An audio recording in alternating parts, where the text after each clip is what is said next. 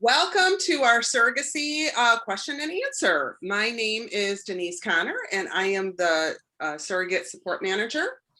And I'm also a one-time surrogate. Joining me today are a few FSC surrogates at various stages of their journey to help answer some general questions about becoming a surrogate. I want to begin with some introductions. If you would each tell us your name and your surrogacy experience. I will start with Hannah.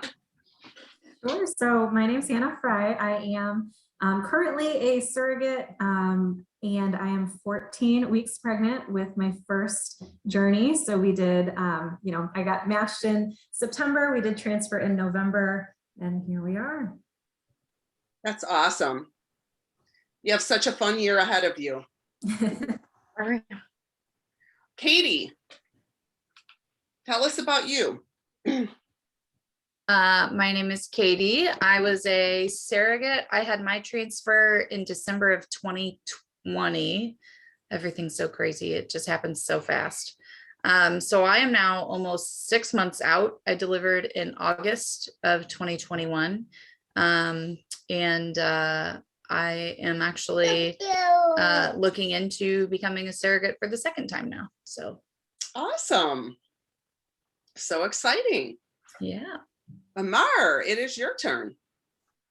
My name is Amar. I am a first-time surrogate. I just completed my journey. I'm 2 weeks postpartum. I had a transfer June 2021. Awesome. All right, let's start with our questions. I think I'll just go in the same order. Hannah, what made you think, oh, surrogacy, I want to do that? That sounds like fun. I think some people can think it's a little bit out there or wild of a thing to sign up for, but perfect sense. I have 2 kids of my own. They're both pretty young still. I'm very satisfied with having 2 children. I do not want a 3rd child to bring home, but I know, I'm relatively young still. I know my body's got several good years left, and I wanted to kind of give that to another family. And I really enjoyed being pregnant. I know it's not for everyone. Some people have terrible pregnancies. That was not my experience with my 2 at home. So the combination of all of those things definitely piqued my interest in surrogacy. So that's when I reached out to Family Source to kind of learn more about the details. Awesome. Well, we're certainly glad you did. Yeah, thanks. Katie, are you ready to go? I am. I'm turning on cars. Oh. So I became a surrogate. Hold on. Say the question one more time. Sorry. Oh, we're just saying, what made you decide to want to be a surrogate? So I, like Hannah, sincerely enjoyed being pregnant. It was something that I was good at doing and good at being. I actually wanted to be a surrogate after I had my second baby.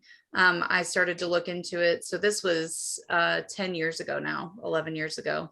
And then I just kept getting pregnant every time I would look at it. And so I'm like, well, I guess I'll just keep having my own babies. And then I had my 5th baby in 2019. And I knew for sure that I was done having my own children, like 100%. My family is complete, done.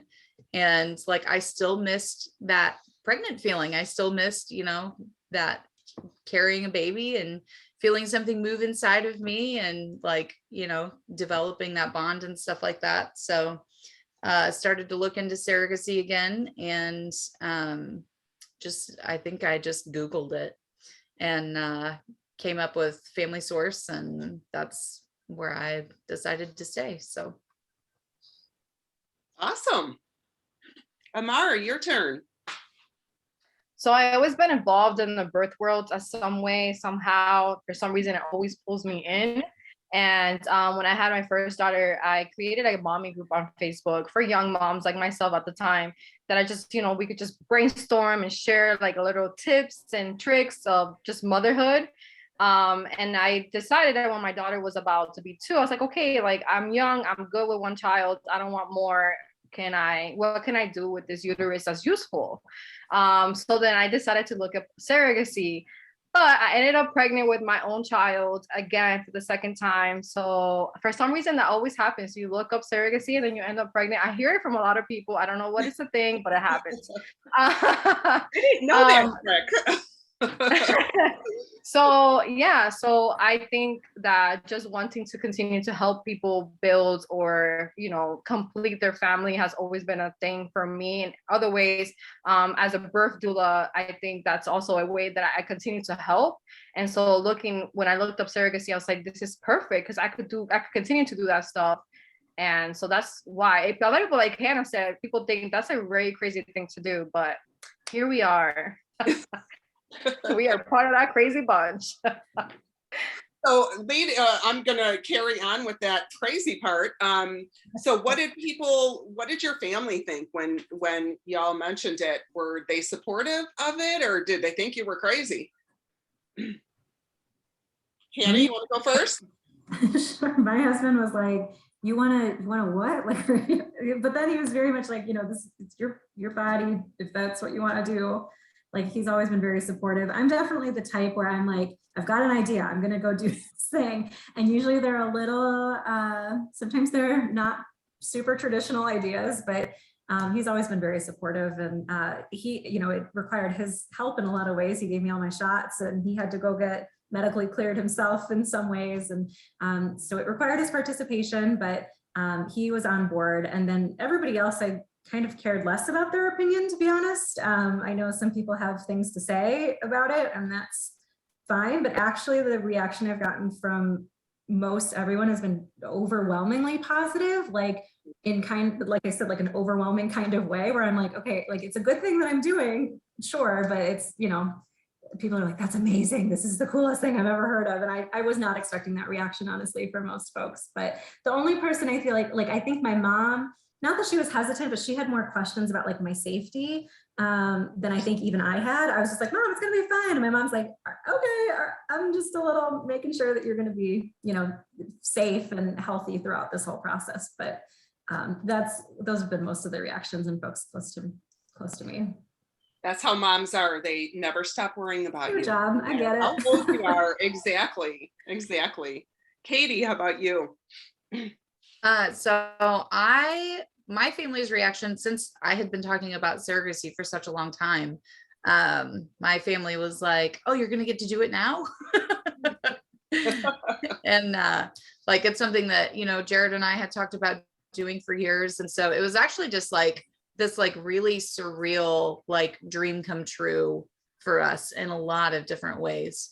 And like, we actually moved 2 hours away from where we lived for 10 years in February of 2020. So like, we had just moved to this like whole new community. We, didn't really know anybody. So it was really just, my husband and I on this journey together. Like, my parents helped out with babysitting, and my sister came up for like my med clearance to watch the kids and stuff like that. So, I mean, everybody was, overwhelmingly, like she said, overwhelmingly positive and supportive throughout the experience. And I think like when I got pregnant on the first transfer, everybody was even more excited because then you're actually pregnant. Like, then like it's actually happening. And so, just like throughout the whole pregnancy, and like my parents even came, I had sort of a special circumstance where I brought home my baby instead of the intended parents, getting their baby. So like my parents came and like everybody got to meet the baby. And so it was a good time. It was a good deal. That's awesome. Amara, it's your turn. So just like Hannah, my mom at first was kind of like, well, what about your safety? Like pregnancy, all this stuff, you have 2 kids, so what are you gonna do? So that was it took a little bit of time of just not convincing, because my mom has always been one of those moms where I never tell you what to do. You need to learn from your mistakes on your own. You fall, you get right back up and you keep going, so I knew that she was going to tell me, no, you can't do that, never happened. So to me, it was kind of more like educating, making sure she had all the knowledge to help her understand why I was doing this and how it works. My husband kind of looks at me like I'm a little crazy, but he knows how I am. I do a lot of things that sometimes could get me in trouble, in a sense of like, because I like to help, and whatever I could do to help, I will make sure I do it. So he was just kind of like, here we go. Like, I know I have no say, but and he just was very supportive from the get. Obviously, we had our, come to Jesus conversations where if this happens, if all that stuff. And also he needed just to gain a little bit more knowledge and information. And I feel like that's what the world needs, instead of judging. Because if you just Google, a lot of things could come up. And so I always just recommend people, encourage people just to please ask a surrogate. If you have questions, ask, so you could educate yourself in the subject, and then you could make your own personal judgment. Sometimes, like Hannah said, I could care less sometimes what people say. Obviously my loved ones' opinions matter, but everybody else, I don't really care. So yeah, just make your personal opinion and move on forward. But everyone has something to say all the time. That is great advice. So my next question is going to be, how did you know when you were matched that the family was the right family to carry for? How did you know that was the right match? Actually, on my intake form, so you have to fill out a form that says what type of person or couple you're hoping to match with. And I actually said that I wanted to work with a gay couple. I've been very kind of involved in the LGBT community. That's very important to me. And so I thought that that would be a good match for me, and was actually contacted by my coordinator with FSC, who said, this isn't a gay couple, it's a hetero couple, but like they're in your area, they're not far, they're actually with the same agency that you've already been cleared with, the clinical agency. And so I was like, oh my, okay, like I guess I'll talk to them and see how that goes. And so we had our Zoom meeting. I looked over their profile first and I was like, these people seem lovely. And had our Zoom meeting with them, where it was my husband and myself, and then the couple and a representative from FSC. And I mean, we clicked like immediately. And for me, like I went into this mostly because I thought it would be a fun experience. And there are so many stressful times that you have to go through, and emotions can get really high. And so it seems really silly, but for me, like a sense of humor and like somebody who was also kind of going at it from that sort of perspective was really important to me.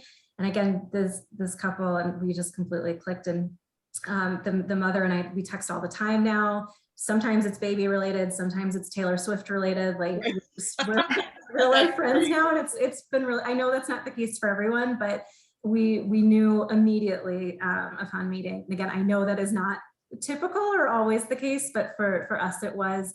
And again, it was kind of just a personality mesh. And like for me, again, it was kind of that levity and that humor that I was like, oh, I feel like I can like have a real conversation with these people. That does help when you feel that. I felt that with my IPs as well. We clicked. We actually met in the parking lot at our match meeting and walked up together. And Stacy was doing our match meeting. And by the time we got up to the office, we're like, yeah, like we're pretty sure we're good here. Like we said that on the call. This is gonna be a really easy match meeting for you. Yeah, we came to that conclusion by the end of the call. We're like, okay, we're good. We're ready to sign up. Let's do this thing. And the representative at the time was like, okay, just think about it. Hold off a sec. Like you can email us later. I'm like, no, we're fine. We're good. Ended up emailing from that meeting and being like, really, it's in writing now. We're very happy with each other. That's awesome. That's awesome. Katie, what about you? So my match meeting was a little bit different. I had an international IP. My IP was in China, and he was a single guy. And at the time when I filled out my application, I was really just like wanting to help anyone. I will help anyone. Just give me somebody to have a baby for. And so it was one of those things where I had read over 3 or 4 profiles at that point. And he had actually just gotten out of a match with another surrogate, and something had happened there, and he was like not necessarily emotionally damaged, but it didn't work out. And when things don't work out with your surrogate, it's never a good thing. And so like I came in and we met over Zoom and we talked, and it was a good match meeting. And I really felt like he was, you know, the person that I was supposed to help and you know, make him become a dad. And he's in his 40s. And so he, you know, is just trying to make a family where there wasn't one. And now that I'm getting these pictures of him with his son, and, you know, seeing his parents with his son, it's just like so heartwarming and such a good deal, you know, something that I was able to do for somebody else. I'm glad you mentioned that, because I found that too, that you know, when you initially sign on, you think that you're just doing it for your intended parents. Right. But then when you start seeing how excited the extended family is about what you're doing for them. Yes. You know, when I went to the baby shower and everyone was just like so happy for them, it was so much bigger than how it had started out for me, you know. And that's when you really realize, wow, I'm changing a whole family here, not just right. a couple, you know. And now I see pictures of them, you know, they go to Disney World and they're with their grandparents and everything, and it's awesome. Yeah, it just makes you feel so good about what you did. Never any regret, that's for sure. Amara, how about you? Being that you just kind of continue, yeah. To kind of continue on that note, I actually made a video about how much I didn't know I needed surrogacy in my life. Like, I didn't know how much, like, the bigger picture of, yes, I'm helping a family, I am doing this, I'm doing that, but how much surrogacy found me, and I needed it to find me. It's amazing how, like, wanting and needing to help a family out just completed me in a way that I didn't know I needed. But one of the reasons why I knew like we were a good match was how respectful the family was with my beliefs and certain things. Like, one of the biggest things for me was not to birth in a hospital. I was very adamant about, I do not want to give birth in a hospital. I want to give birth either at home or at the birth center. And that was kind of like my thing. I don't want any medication. I want things to do as natural and unmedicated as possible. And even though that they never had at a hospital birth, they were open to learning and educate themselves on how that works and how using a midwife rather than an OB. So stuff like that, when I felt like they were respecting my beliefs and they were open to that kind of things, I was kind of like, okay, yeah, we are good to go. Because, you know, it's hard to find families that are going to be open to that. There are families out there, but I just wasn't sure. Being this my first rodeo, I was like, is it going to be easy to find someone tomorrow or maybe the next profile I receive? So the fact that I was able to find them like this, I was like, yeah, we're not going anywhere. You're staying right here and we're going to keep going. So it was great. I mean, obviously I just gave birth 2 weeks ago. I did give birth in a birth center, and it was magical, literally magical for me, magical for them. They loved the fact that they were able to go home within 4 hours of delivery, didn't have to stay in a hospital room and sleep in that uncomfortable bed, and they were just able to snuggle baby all night in their own comfort. So that was one of the biggest things they told me. They were like, definitely, this is great, we could sleep in our bed, not in a hospital bed. So that was great. Absolutely. You know, I'm glad you mentioned the point about how much you didn't realize you needed surrogacy, because, you know, we talk a lot about what we're doing for our IPs, but we don't always talk about how fulfilling it is for us, you know, Yes. and the extreme pride that you have when you realize that you've just created this family, and it fills you in a way, you know, that you really can't describe until you're experiencing it. And it's such a beautiful thing. It really is. I wish everybody wanted to do it because it's amazing. So let's talk about your children and surrogacy and how did they take to it? And Hannah, you're kind of in the crux of it right now. They don't maybe realize all that's going to go down.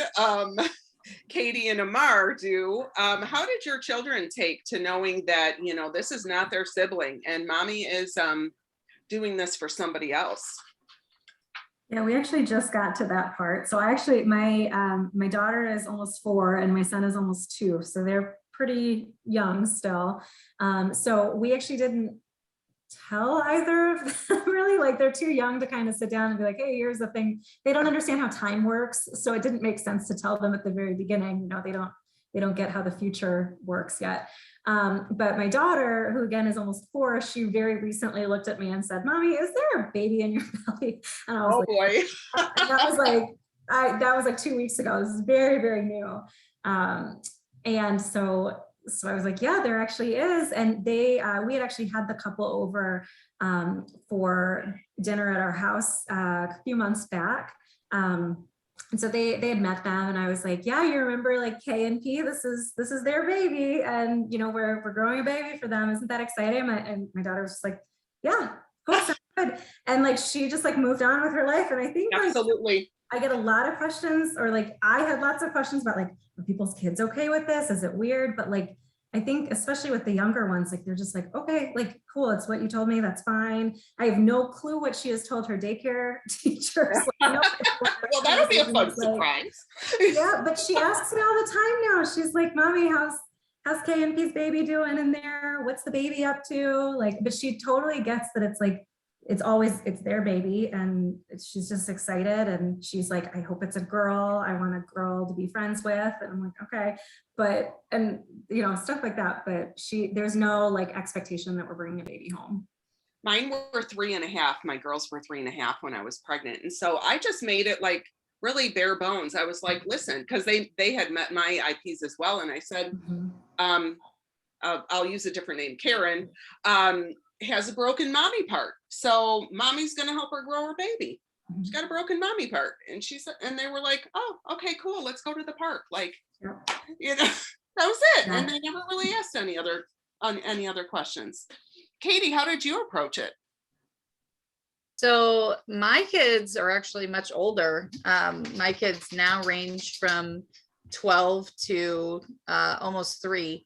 So they were much more involved. It was basically like one big biology lesson and an anatomy lesson in that. We were very open, like this is the sperm, this is the egg, they put them together, they make an embryo, they put it in my uterus, and that's how it works. And so like they all understood for the most part. My journey being a little bit different because I took the baby home, obviously. And I think a little wrench in the plans, huh? Right. The question I got asked the most though is like, aren't they so sad that you're giving away their brother or sister? And I'm like, first of all, this is not my baby. I don't know what you think I'm doing. This is not my baby. I don't get to keep it. And so I'm like, they know that, like they understand that, like, and it's repeated over and over and over and over again, that this is not our baby and we don't get to keep it. Like we get to snuggle with him for a little bit and then he goes to his family so that his family can take care of him. Kind of like the best of both worlds right there. Do what? That was kind of like the best of both worlds right there. Absolutely. Absolutely. You know, you get your little baby snuggles, your love, and pass them on. Yeah, 100%. And so the weird thing about it was that like, even though like he was like so sweet and he's a newborn baby, it was still like taking care of someone else's baby. It wasn't like taking care of any of my children that I had birthed, even though he came out of me, even though he was from me. And so like, it was still like, you know, taking care of somebody else's kid. But yeah, I mean, they loved the whole process. They told everybody in school about it. I got concerned phone calls from teachers. Your child said that you're giving your baby away. I'm like, no, that's not what's happening. I know that that's not what they said either, because we have trained them. Like, this is the word that you use. My mom is a surrogate. She is having a baby for someone who cannot have one. And so, yeah, it was just really interesting to like have that perspective for everybody. And they all did really, really exceptionally well with it. That's great. Amara, how about you? So that was a little bit concerning.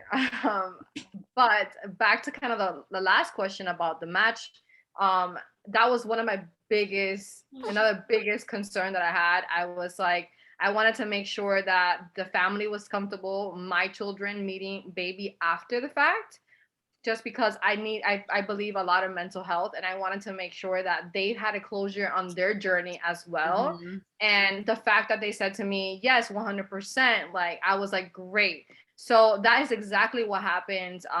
My daughter I have a 2-year-old and a 4-year-old. And my oldest, the 2-year-old, she doesn't really understand what's going on ever. So the 4-year-old definitely, she's been with me involved in the birth world. She hears it all the time about babies, pregnancy, birth. She watches 1,000 videos with me when it comes to birth. So she was kind of like, okay, so, but she never, kind of like Hannah, never kind of made the connection like, this is my brother, this is my sister. No, it was always like, oh, you're growing a baby for another family, and baby's gonna go with the family once baby's here. So definitely once baby was born, the family came over, and my girls were able to meet the baby and kind of put that closure. The face with the name and the whole 9 yards, my 2-year-old thought baby was a doll. So the whole time trying to play with her and everything. But my oldest, kind of like, I love the fact that you could just see in their little faces how they make the connection.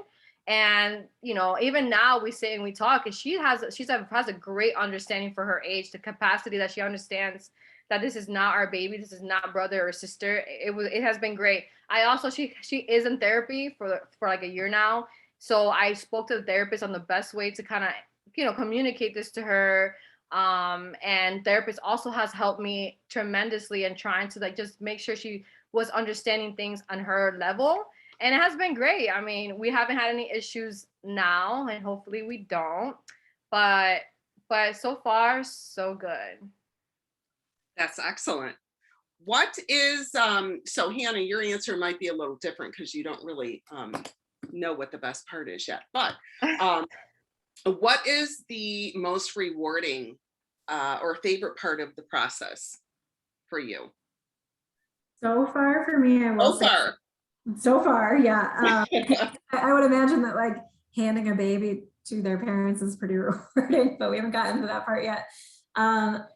So like, my connection with the parents has been very rewarding, but it's similar to what we talked about earlier. For me, like, the extended family piece is not something that I really gave a lot of thought to before I signed up and before I was matched and all of that stuff. And, like, I mean, I've received, like, cards and things like that have just made me cry, because they're so, I mean, you can tell, like, this whole family has wanted this baby for such a long time, and they're just really grateful to me, honestly, to, like, step in and do this for them. Which for me, I'm like, oh, it's no big deal. It's all good, because, like, again, I'm enjoying the process as well. But I mean, that piece and getting to meet extended family and speak with, like, the grandmas to be and things like that has been really a very cool thing for me. My intended mother's mother came to one of my ultrasounds. They asked me first if it was okay.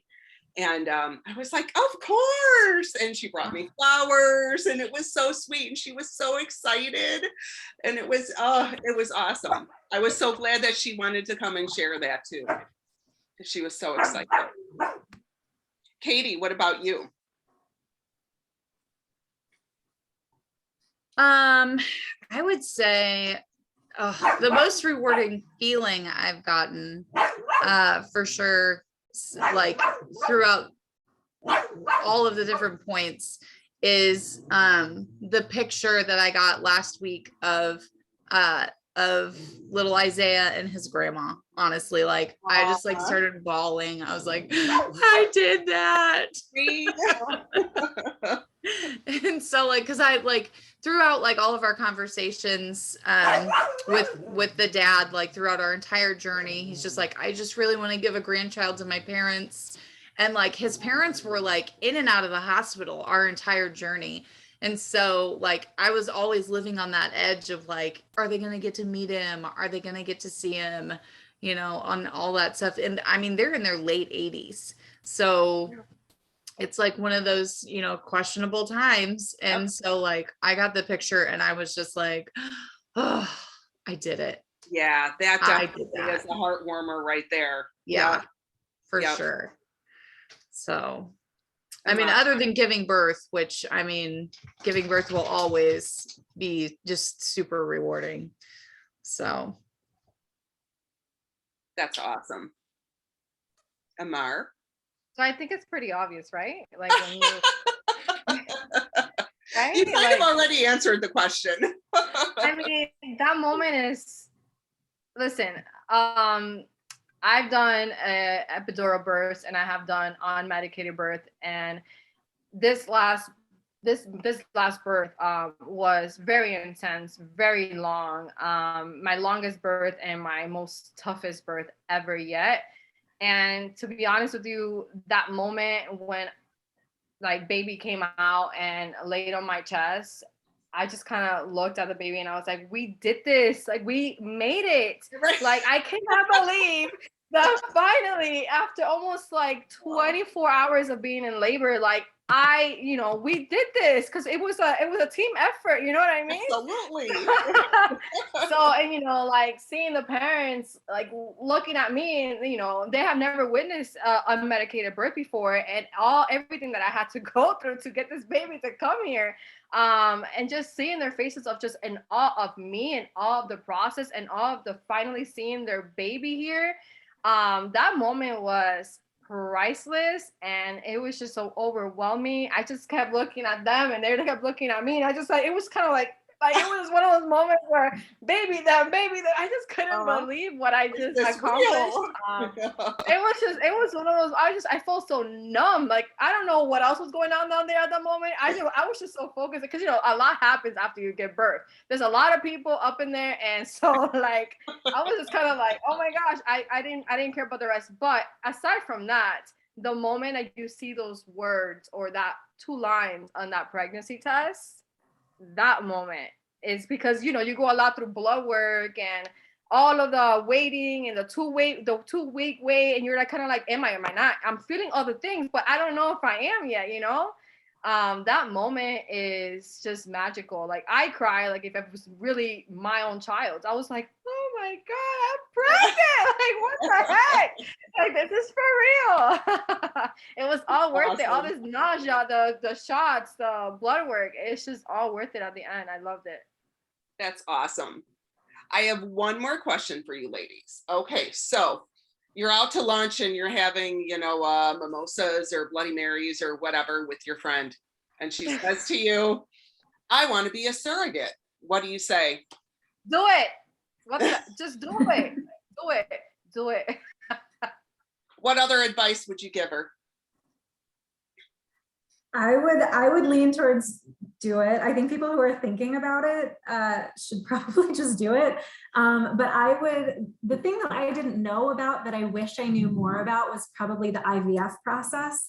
I know every doctor and clinic is a little bit different about how they do that, but I don't think I knew all of the ins and outs about what I was signing up for before we started all the medications and all the injections and stuff. And so I would just want to make sure, like I would explain the IVF process that I went through a little bit with her. It wasn't hard. It was just like, you have to go in for like weekly blood tests and weekly ultrasounds for a bit there. You have to get injections. I had to do them twice a day. Again, like I said, my husband had to be very involved and not just like, okay, you do whatever you're going to do. Like he was a participant in this process in some ways.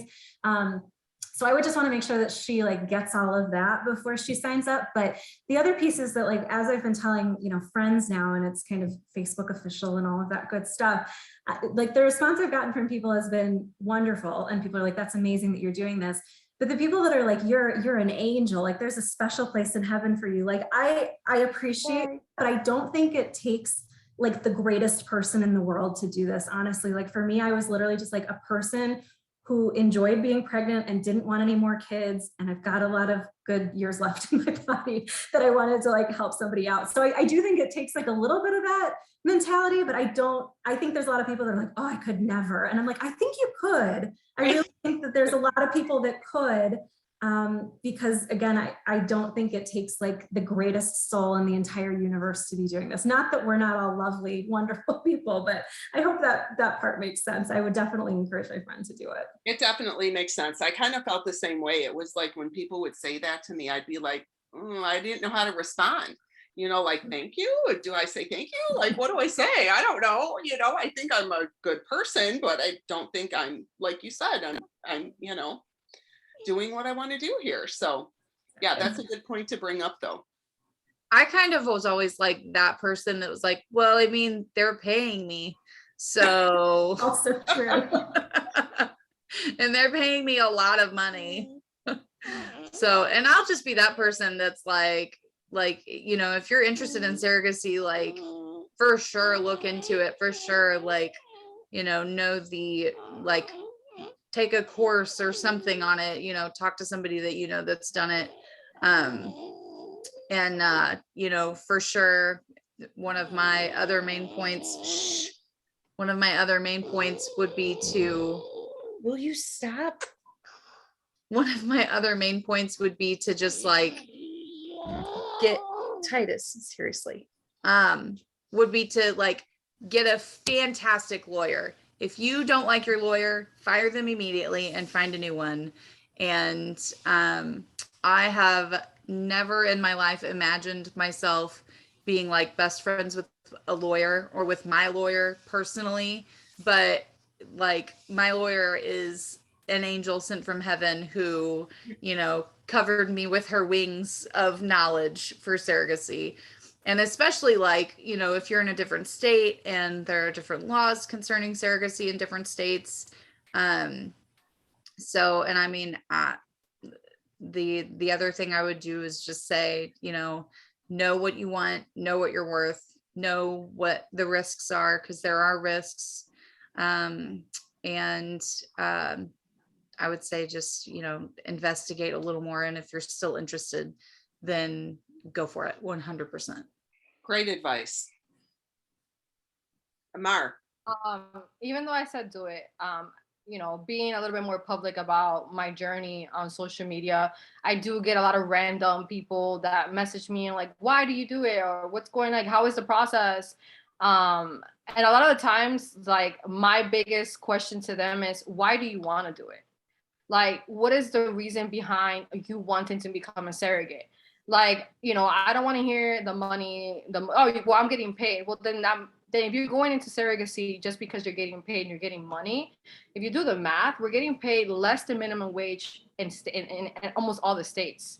So technically, that money, it's not a lot. If you put it together, you're working 24 hours a day for X amount of days. It's not that much. So if money is the biggest reason why you're doing this, and you should not do it.